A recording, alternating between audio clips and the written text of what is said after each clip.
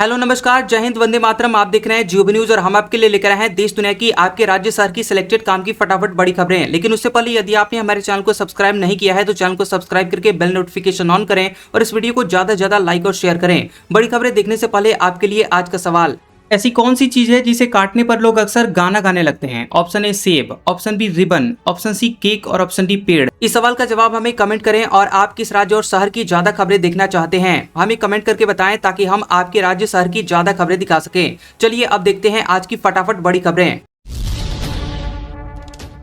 TRE 4 के 32,388 पदों की जल्दीबाजी में घोषणा, वैकेंसी लेट होगी। एसटीईटी आवेदन 17 अगस्त से। ट्रांसफर वाले टीचर्स का फाइनल रोस्टर अभी नहीं बना। बिहार में 32,388 शिक्षक पदों पर होने वाली टीआरई 4 भर्ती अभी से अटकती दिखाई दे रही है। बीपीएससी ने सितंबर में परीक्षा कराने का शेड्यूल तो दिया है, लेकिन उससे पहले वैकेंसी का विज्ञापन निकलना जरूरी है।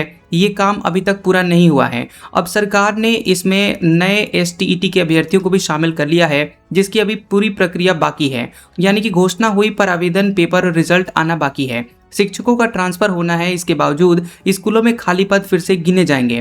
कुछ नए पद जुड़ने हैं और उनका रोस्टर भी तैयार होगा। इन कामों में देरी हुई तो वैकेंसी निकलने में समय लगेगा।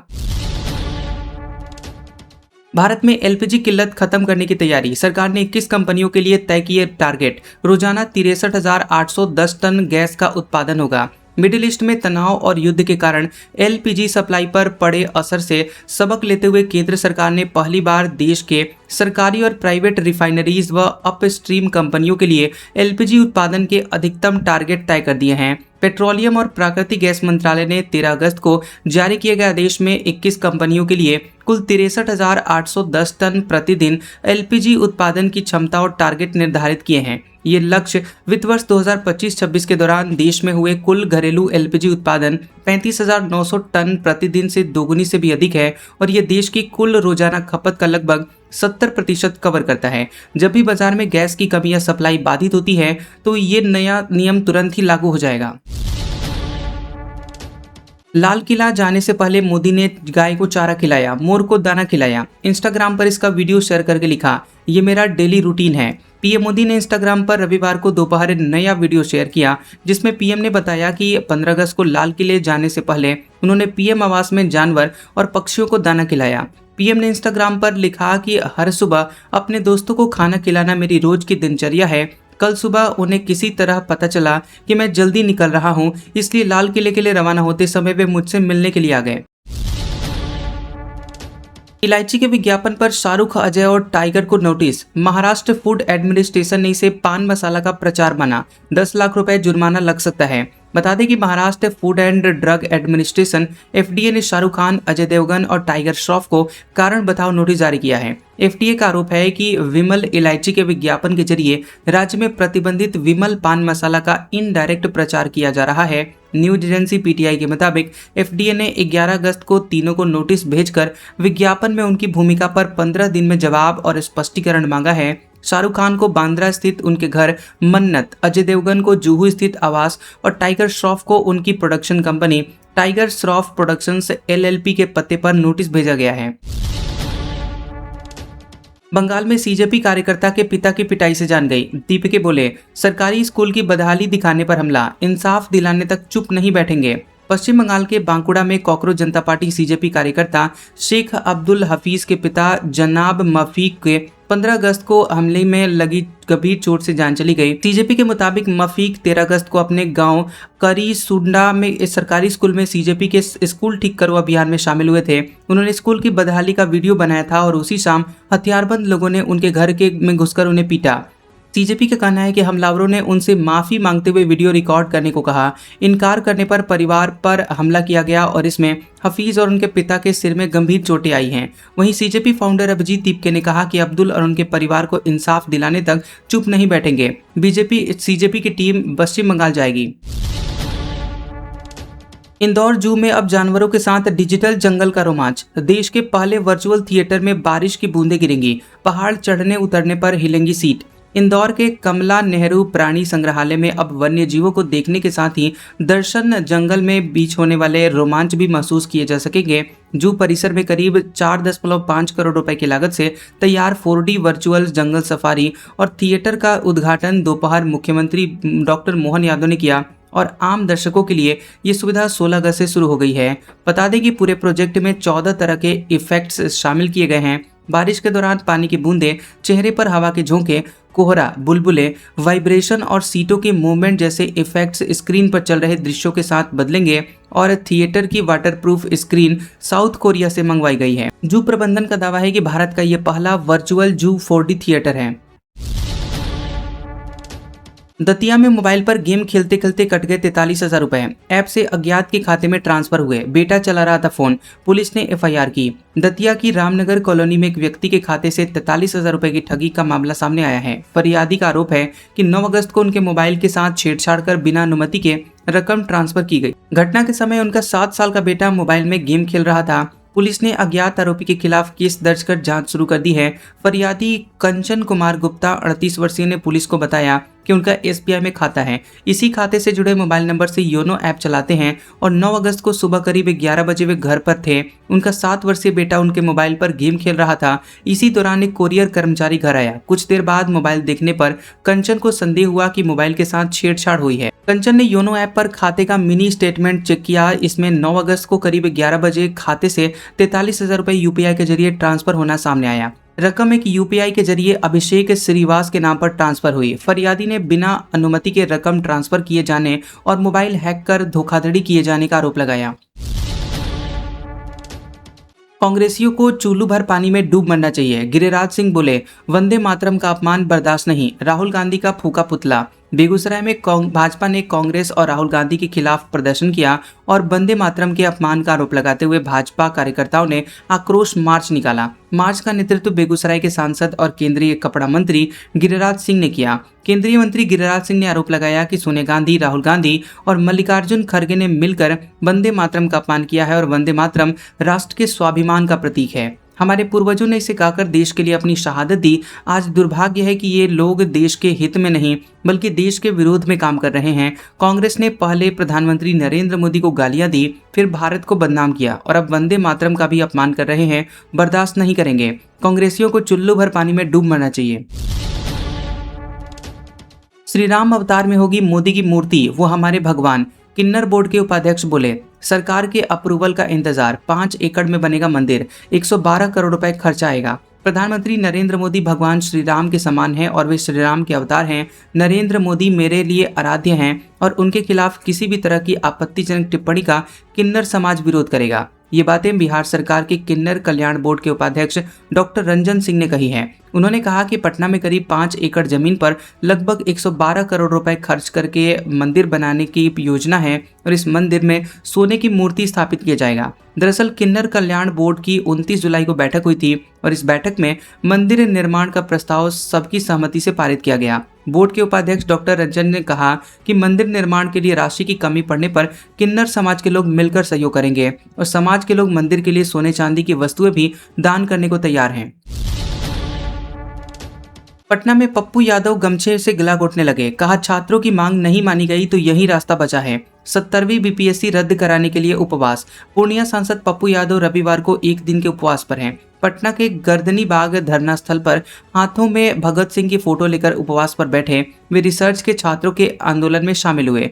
यहाँ सांसद नीले गमछे से अपना गला घोटते नजर आए। उन्होंने कहा कि अक्सर सरकार अगर बातचीत छात्रों की नहीं मानती है, नहीं सुनती है तो यही रास्ता बचा है। पप्पू यादव ने कहा कि प्रधानमंत्री देश के बच्चों को बौद्धिक नक्सली कह रहे हैं। बिहार में छात्रों की बात नहीं सुनी जा रही है। अगर सरकार मांगे नहीं मानती तो बिहार बंद करेंगे, अनिश्चितकालीन उपवास पर बैठेंगे। इधर सांसद के उपवास को लेकर पुलिस प्रशासन में मुस्तैद हो गई है। घटनास्थल के पास फोर्स बुलाई गई।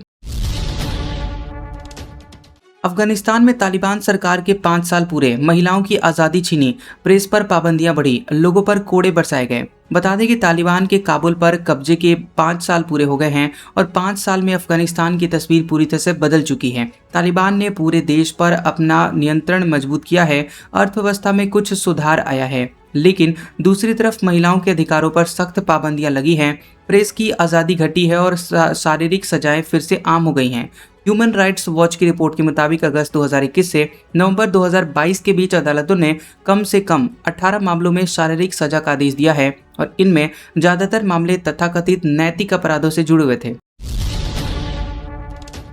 इजरायली पीएम नेतन्याहू को हार का खतरा। सर्वे में पूर्व आर्मी चीफ आइजेन कोट से पिछड़े 2 महीने बाद चुनाव होने हैं। बता दें कि इजराइल में 27 अक्टूबर को होने वाले चुनाव से पहले प्रधानमंत्री बेंजामिन नेतन्याहू को पूर्वी सेना प्रमुख गादी आइजेनकोट से बड़ी चुनौती मिलती दिखाई दे रही है। सामने आए जमान इजराइल के नए सर्वे में आइजेनकोट की विपक्षी पार्टी यशार को 25 सीटें मिलने का अनुमान लगाया गया। वहीं नेतन्याहू की लिकुड पार्टी 21 सीटों पर सिमट सकती है, यानी कि यशार ने लिकुड पर 4 सीट की बढ़त बना ली है। पिछले कुछ हफ्तों के ज्यादातर सर्वे में यशार आगे रही हैं, लेकिन अंतर बहुत कम था।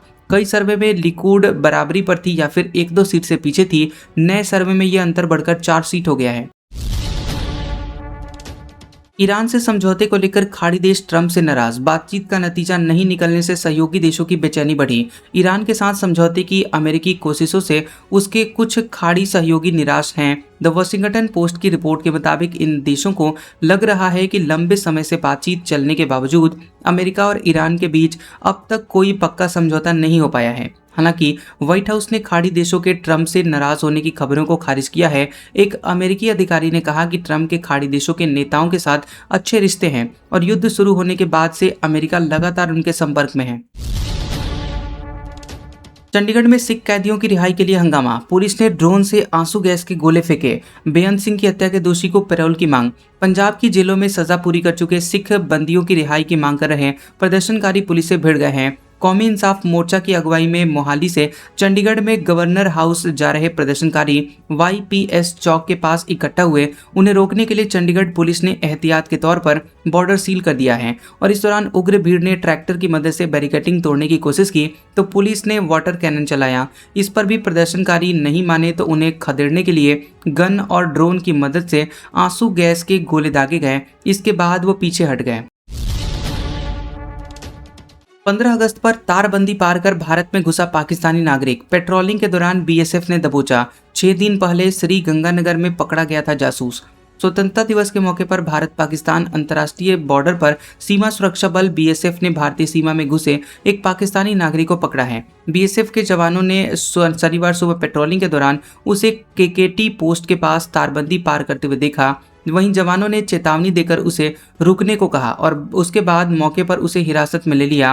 पूछताछ में पाकिस्तानी नागरिक ने अपना नाम 60 वर्षीय बाकू खान पुत्र इस्माइल खान निवासी जहरीलो गांव जिला मीठी पाकिस्तान बताया। प्रारंभिक पूछताछ के बाद BSF ने शनिवार शाम करीब 6 बजे उसे बिजराड़ थाना पुलिस को सौंप दिया। बंकिम चंद्र के वंशज बोले, सोनिया गांधी ने वंदे मातरम का अपमान किया, बिना शर्त माफी मांगे। कांग्रेस मुख्यालय में बार बार राष्ट्रगीत रोकने का इशारा किया था।